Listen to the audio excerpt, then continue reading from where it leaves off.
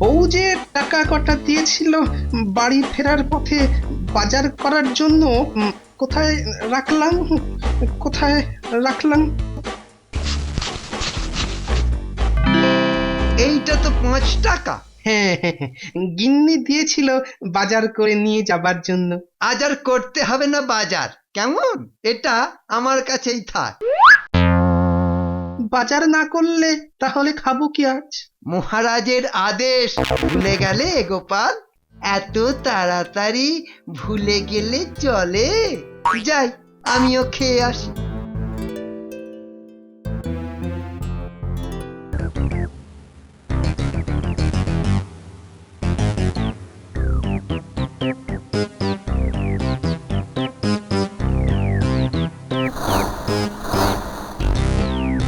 জাহাপানা, আমাকে ডেকেছিলেন?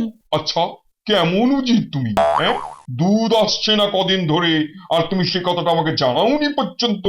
না মানে নবাব বাদশাহ, হয়েছে কি, আমাদের কোষাগারে টান পড়েছে তো, তাই প্রথমেই দুধটা বন্ধ রাখতে হয়েছে আর কি। চুপ রও। পোশাকরে টান পড়ছে বললেই হলো? হ্যাঁ জাহাপানা। তাহলে সেটা ভর্তি হবে কি করে সেটাও বলো, নাকি সেটাও আমাকে বুদ্ধি করে বার করতে হবে? বুদ্ধি করে বার করবে তাহলেই হয়েছে। কি বলছো উজির? হ্যাঁ হ্যাঁ, বলছি যে রাজ্যগুলোর থেকে খাজনার টাকা বাড়িয়ে দিলেই হলো, তাহলেই আবার কোষাগার ফুলে ফেঁপে উঠবে। বাহ বাহ বাহ বাহ বাহ বাহ বাহ, কি বুদ্ধি! সেই জন্যই তো তোমাকে মাইনে দিয়ে রাখা, নইলে তো আমি মাথা খাটিয়ে বার করতে পারতাম। না জাহাপানা, আমি থাকতে আপনি মাথা খাটাবেন কেন? তাহলে যে কটা চুল মাথায় আছে সে কটাও উঠে যাবে। তাহলে এক্ষুনি দুধ পাঠাও চারিদিকে। আর হ্যাঁ, কৃষ্ণচন্দ্রকে আরো বলে পাঠাও ও রাজ্যের হোদলপুরে আমি যাব কদিন পর। কেন জাহাপানা, কোদল কুতকুত ধরতে? আরে না না না না না না, ওখানে আমি আমার একটা পাথরের মূর্তি বসাবো। একটা জ্যান্ত নবাবে হচ্ছে না, তার উপর আবার পাথরের নবাব, ন্যাকামোড়ার জায়গা পায় না। কিছু বলছো? হ্যাঁ হ্যাঁ, বলছি যে দুধ পাঠাচ্ছি, এক্ষুনি দুধ পাঠাচ্ছি। এই না হলে প্রভু ভক্ত এই, না না না না না না, নবাব ভক্ত উজির। এই, এবারে ঠিক বলছি।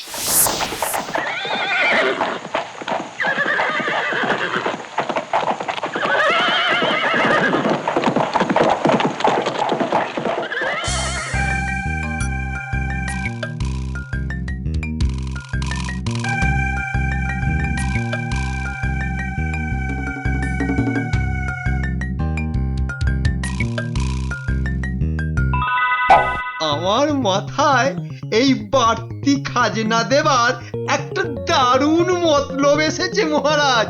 সে তোমার মাথায় ওই খাজা গজা যাই আসুক না কেন, একটা কথা কিন্তু আমি স্পষ্ট করে বলে দিচ্ছি যে প্রজাদের কাছ থেকে কিন্তু কোনো বাড়তি টাকা আমি নিতে পারবো না। সে তাতে হোদলপুরে নবাবের পাথরের মূর্তি বসুক আর ওই মাটির মূর্তি বসুক। আপনি আপনার মন্ত্রীর মগজের উপর একটু ভরসা রাখুন মহারাজ। তোমার এই রোগা মাথার উপর আগে ভরসা রেখে এত বেশি ডুবেছি যে আর ভরসাই রাখতে পারছি না। এই শেষবার মহারাজ, এবার দেখবেন আমার বুদ্ধিতে চললে নবাবের খাজনার বাড়তি টাকা দিয়েও আপনার কোষাগার উপচে পড়বে। কি বলছো মন্ত্রী?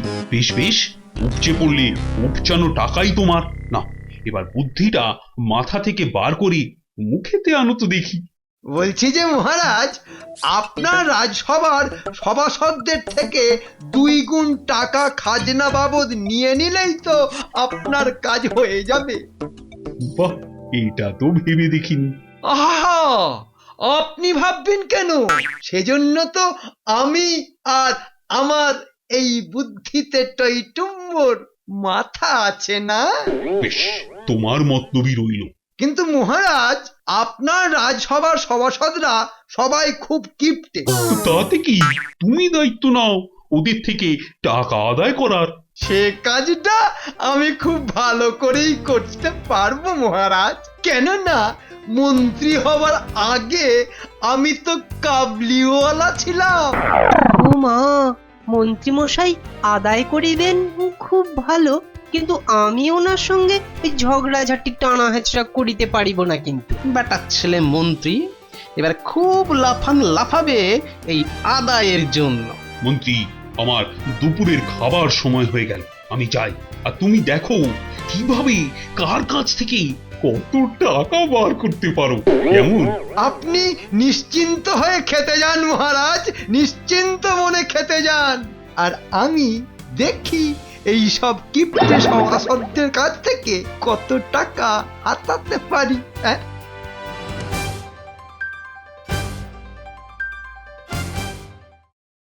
এই রে, এবারে মন্ত্রী বেটা তো যা খুশি তাই করবে। টাকা পয়সা যা আছে ভেতরে চালান করি।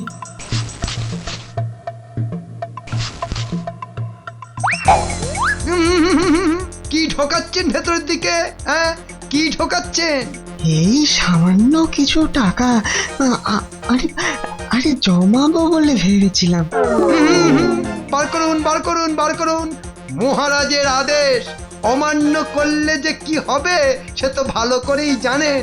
দিন দিন দিন, সময় নষ্ট করবেন না, সময় নষ্ট করবেন না। এই তো, বাহ, ভালো ছেলে। বাবা, এই মন্ত্রী তো সত্যি কাবুলিওয়ালা, শুধু দাড়ি গোঁফ আর মাথার পাগড়িটাই নেই। টাকা কটা ধুতির ভিতরে নিয়ে নি। এই পণ্ডিত পণ্ডিত পণ্ডিত, কি ঢোকাচ্ছেন ধুতির ভেতর? হ্যাঁ, কি ঢোকাচ্ছেন? আপনি কই কই কিছু না তো, কিছু না তো। তাহলে ধুতির ভেতর হাত কেন? হ্যাঁ, এই ভেতরে পিঁপড়ে ঢুকেছে, তাই হাত ঢুকিয়ে ঝুলকাচ্ছিলাম। দেখি হাতটা বার করুন তো, বার করুন বলছি, বার করুন। দেখেছেন, শুধু শুধু মিথ্যে কথা বলতে গিয়ে ধরা পড়ে গেলেন। দিয়ে দিন, দিয়ে দিন। এই তো, ভালো ছেলের মতো ব্যবহার। বাহ, বউ যে টাকা কটা দিয়েছিল বাড়ি ফেরার পথে বাজার করার জন্য, কোথায় রাখলাম, কোথায় রাখলাম? এইটা তো 5 টাকা। হ্যাঁ, গিন্নি দিয়েছিল বাজার করে নিয়ে যাবার জন্য। আজ আর করতে হবে না বাজার, কেমন? এটা আমার কাছেই থাক। বাজার না করলে তাহলে খাবো কি আজ? মহারাজের আদেশ ভুলে গেলে গোপাল? এত তাড়াতাড়ি ভুলে গেলে চলে? যাই, আমিও খেয়ে আসি। এবার রোজই মন্ত্রীমশাই এভাবে টাকা পয়সা হাতাইবার চেষ্টা করিবেন। যা টাকা পয়সা আনবো তাই নিয়ে নেবে ওই মন্ত্রী বেটার ছেলে। এর একটা বিহিত করতেই হবে। কিন্তু করিবে কে? হ্যাঁ, কেন কেন গোপাল থাকতে আমাদের এত চিন্তা কিসে? সেই তো, গোপাল, আমাদের ওই মন্ত্রী ডাকাতের হাত থেকে বাঁচাও। আগে শুধু আপনাদের বাঁচালেই তো হবে না, আমাকেও বাঁচতে হবে। বেটার ছেলে আমার বাজারের 5 টাকা হাতিয়ে নিয়েছে, ওকে আমি দেখাবো মজা। আমরাও তাহলে তাড়িয়ে তাড়িয়ে দেখব সেই মজা।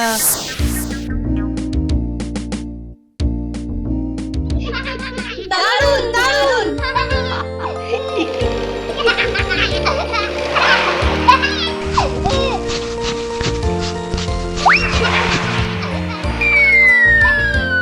এবার কিন্তু আমার পালা, আমি বসবো। তারপর আমি।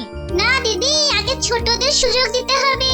নে নে, সবার শেষেই আমি উঠবো।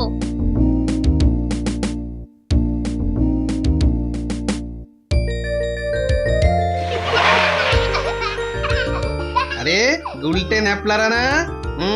তাই তো, কিন্তু ওরা ওটা কি নিয়ে খেলছে? বাহ, দারুণ জিনিস তো, চাকাও আছে। চমৎকার। এটাকে তো মন্ত্রীকে কাপ করার জন্য দারুণ ভাবে ব্যবহার করা যায়। দেখি তো, এই বাচ্চারা এদিক শোন, এদিক শোন। আচ্ছা, এটা কার বল দেখি? গুলটের। এই গুলটে, তুই এটা আমাকে 2 দিনের জন্য দিবি? এটা কি বলছো বলো তো গোপাল দাদু, তোমাকে দেবো না তো কাকে দেবো? তুমি আবার ওটাতে চড়ো না গোপাল দাদু, পড়ে হাত পা ভেঙে যাবে। না না, যে চড়বে তার ভাঙলেই হবে। আবার কাকে শায়েস্তা করতে এটা নিচ্ছ দাদু? বাহ, বুঝে গেছে দেখছি। তা বুঝবো না, এতদিন তোমার কাছে গল্প শুনছি। বলো না কাকে জব্দ করতে যাবে তুমি এবার? আরে বলবো বলবো, সব বলবো। আগে বেটা ছেলে জব্দ হোক। দারুণ হবে, আবার একটা সত্যি গল্প শোনা যাবে। আরে বাবা, আগে তো ঘটনাটা ঘটুক।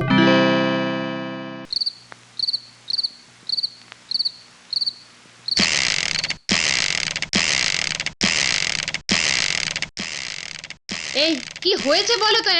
কাল থেকে যখনই সময় পাচ্ছ একটা খেলনা গাড়ি নিয়ে বসে পড়ছো। ওসব তুমি বুঝবে না গিন্নি।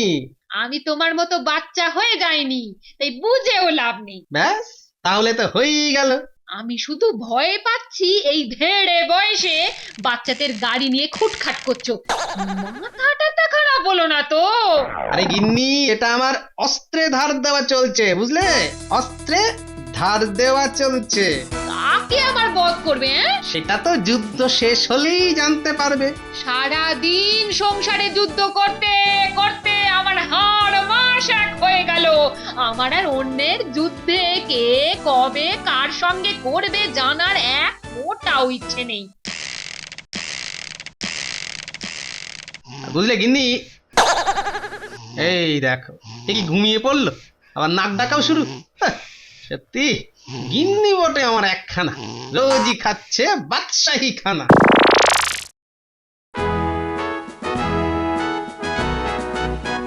সভাসদগণ, আমি জানি দুপুরের খাওয়ার সময় হয়ে গেছে, কিন্তু মহারাজ আপনাদের কিছু বলবেন, তাই বলছি স্কুলে টিফিনের মতো চেঁচামেচি না করে একটু চুপ করে শান্ত হয়ে বসুন।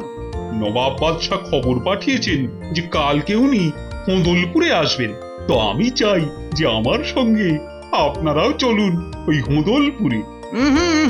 কুতকুত করতে বা কিতকিত খেলতে নয় কিন্তু। নবাব যদি জিজ্ঞাসা করেন খাজনার ব্যাপারে, তবে আমি আপনাদের দেখাতেও পারবো। ঠিকই তো। ঠিকই তো। হ্যাঁ, শুধু শুধু আমাদের বিপদে ফেলা। মন্ত্রীর আর কি, বিপদ দেখলেই তো মহারাজের পেছনে গিয়ে লুকোবে। কি গোপাল, কিছু বেরোলো মাথা থেকে তোমার? কালকেই দেখতে পাবেন, মন্ত্রী আর লুকিয়ে কুল পাবে না। কৃষ্ণচন্দ্র, আমি সত্যি তোমার বাড়তি খাজনা দেওয়ায় খুব খুশি। সবই আমার কেরামতি। কে বললো? আমি জাহাপনা। এ কে কৃষ্ণচন্দ্র? আমার মন্ত্রী নবাব। তোমার নাম তো শুধু মন্ত্রী নয়, তাহলে ফুট কাটা মন্ত্রী। নবাব, আপনার পাথরের মূর্তি বসাতে কিন্তু অনেক খরচ হবে। তাতে কি, যেভাবে তুমি বাড়তি খাজনার ব্যবস্থা করলে সেভাবেই এই টাকারও ব্যবস্থা করবে? আমার সভাসদদের মাইনে থেকে টাকা কেটে খাজনার টাকা আমি জোগাড় করেছি, কিন্তু হয়ে যাবে মহারাজ, হয়ে যাবে, সেই বুদ্ধিও আমার আছে। ওই তো তোমার ফুট কাটা মন্ত্রী বলেছে হয়ে যাবে, আর তুমি কাঁপছো। আর মন্ত্রীকে ইচ্ছে করছে না এক্ষুনি ওই দিঘির জলে ডুবিয়ে জল খাওয়াই ভালো করি। কি গোপাল, এবার তোমার খেল শুরু করো। হ্যাঁ, অনেক সহ্য হয়েছে।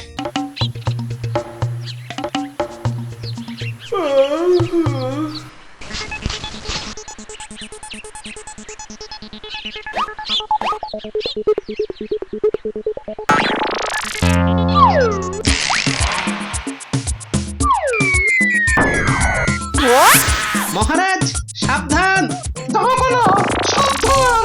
মন্ত্রী গাড়ি আসছে, সাবধান। কি মন্ত্রী, এটা কি করছি? তোমার ফুট কাটার কি মাথা খারাপ হয়ে গেল? সরে আসুন নবাব। সে কি আর পারা যাবে?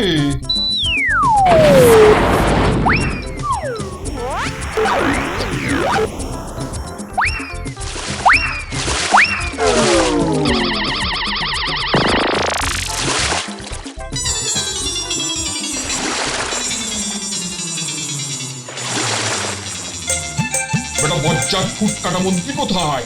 আজ ওকে আমি আমার মূর্তি জলের নিচে ডুব দিয়ে নেমে খোঁজাবো। আমি তার আগে ওকে এই দিঘি 10 বার সাঁতার কাটাবো। না, আগে আমি ওকে আমার মূর্তি জলের নিচে ডুব দিয়ে নেমে খোঁজাবো। না যাবো না, ওকে আমি তার আগেই দেখি 10 বার সাঁতার কাটাবো। সে তো নয় হবে, কিন্তু মন্ত্রী কোথায়?